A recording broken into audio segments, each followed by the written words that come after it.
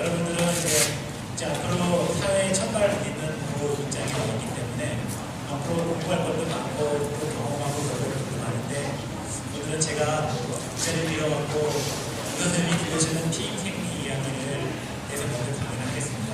임신 중반기쯤 되면은 얘가 뭔지 알죠? 여기 꽂힙니다. 꽂히고 다리, 수족도. 이때는 이제 엄마가 생각하는 어떤 모든 것을 다 느낄 수 있어요. 그래서는 임신 후반기 때는 되게 눈썹도 생기고, 그래서 손톱도 생기고 이런 애들이 이게 여자들의 위대한 점이에요. 제가 산부인과를 하면서 애기를 갖다가 낳고 내 종육을 내 수세를 갖다가 임신할 수 있다는 게 여자분들의 축복입니다. 피임의 종류는 여러 가지가 있는데요. 대표적인 거는 여러분들 같은 경우에는 이제 수술을 하면 안 되겠죠. 수술이 있는데 수술이 가장 확실한 방법이고요. 자연 주기법이 있고 지뢰 사정이 있어요. 그러니까 날짜에 따라 갖고 이제 할 수 있는 방법이 있는데 피하는 날짜 쪽이 있습니다. 그러면서 이제 제일 흔히 접할 수 있는 게 풍도, 그리고 먹는 피임약, 그리고 여러분들 아직 나이가 어리기 때문에 자궁내 장치, 수 같은 거는 아직 끼시면 안 돼요.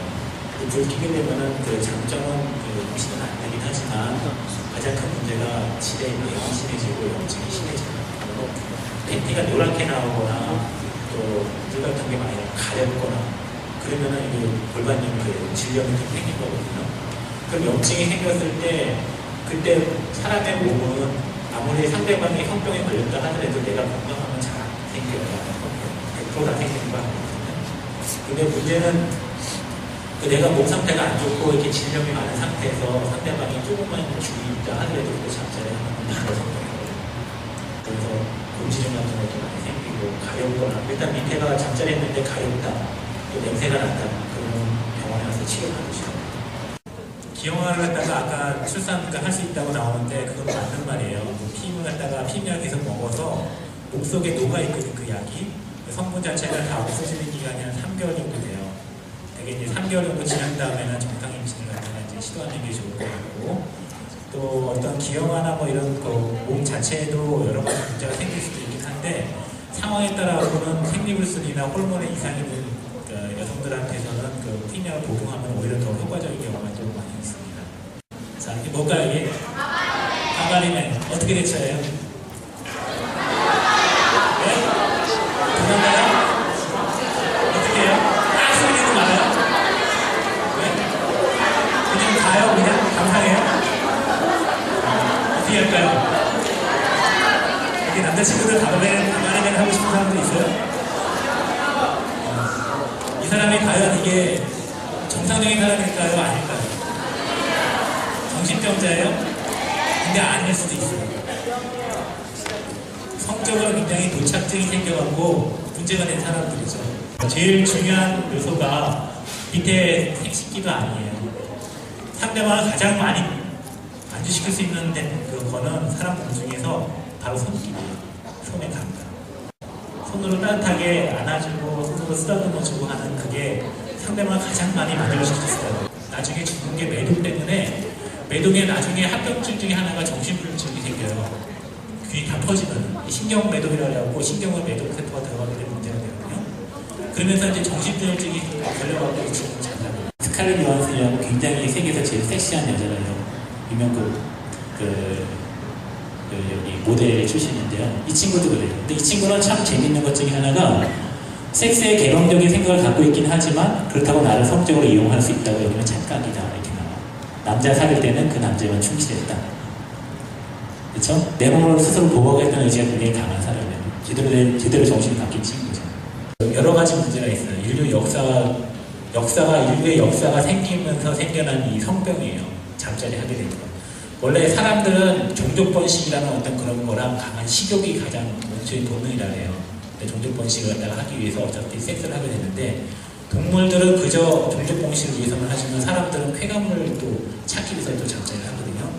그러니까 피해갈 수 없는 어떤 그런 상황이에요. 이런 경우는 내가 스스로 잘 대처를 해야 됩니다. 자, 이게 뭐죠? 늑대 소녀예요. 요즘에 한참 유행했던 그 원조교제, 지금도 있을지 모르지만 다음 주세요. 원조교제 별로 좋은 거 아니에요. 이거는 피하셔야 돼요. 왜냐하면 어른들하고 내가 돈을 목적으로 용돈을 갖다가 바라볼 목적으로 이렇게 내 몸을 갖다가 허락하는 건 결코 좋은 일이 아니에요. 나중에 내가 스스로 지치는 도 많이 생기고요. 원조기질을 하는 순간에 그 원조기를 원하는 그 남자들은 성병으로 굉장히 부장이 많이 되는 사람이라고 생각하셔야 돼요. 여러 여자를 갖다가 교쳤기 때문에 그게 고대로 고스란히 나한테 오게 돼 있어요. 여러분 하지 않죠. 오히려 만약에 정말로 진짜 내가 용돈이 필요하다 그러면 내가 열심히 일해서 내 지출을 줄이고 내가 일하는 대가로 해서 내가 그 힘들어서 육체적으로 하는 그 노동의 대가로 해서 내가 필요한 걸 갖다가 사야지 쉽게 번 거는 또 쉽게 나가고 그만큼 내 몸을 망가지게 돼 있어요.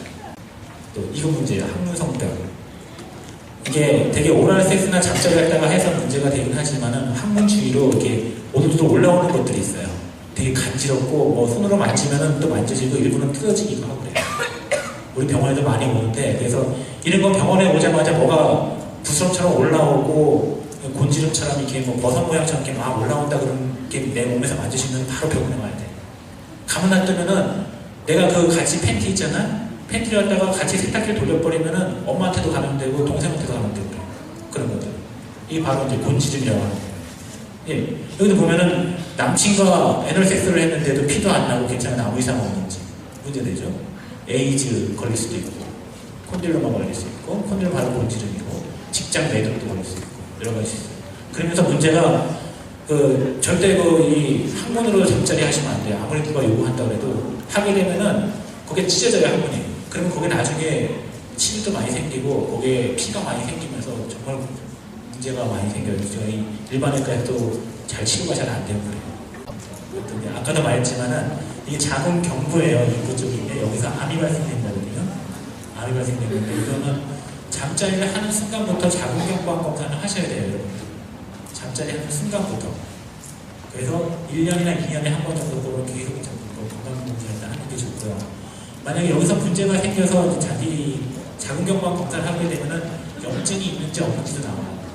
그러면 염증이 있으면 규검사해서 치료받으면 되고, 심지어 이제 가만히 놔두면은 이제 어떤 자궁암에 빠지기도 하는데, 여기서 이제 선생님들이 이걸 보면은 자궁경부암 백신을 맞으라고 추천을 할 거예요. 그때 맞으면 그러면 내 몸을 다 구할 수 있으니까.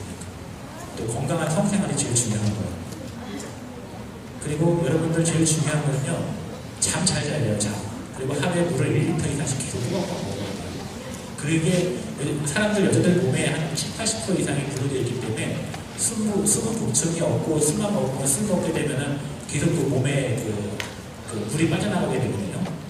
그러면 몸에 안 좋게 돼요. 잠 충분히 자고 물 충분히 먹고 그게 좀 중요한 거예요.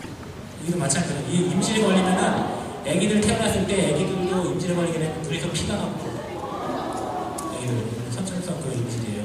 성병 예방 관리는 처음부터 내가 스스로 관리를 해야지. 그렇지 않으면 이거는 해결 방법이 없어요. 아셨죠? 청결 유지하시고. 여러분들 잘 아셨죠? 소리가 아주 약해요. 잘 아셨죠? 네. 그래서 이제 보면은 뻔뻔하긴 하지만 내가 연애를 갖다가 잘 하려면 내 몸을 좀 더 지켜야 된다. 그런 얘기고요. 강의하고 여러분 만나볼 수 있는 기회가 있었으면 좋겠고요. 선생님하고 여기 잘 들으신 여러분께 감사드립니다. 감사합니다.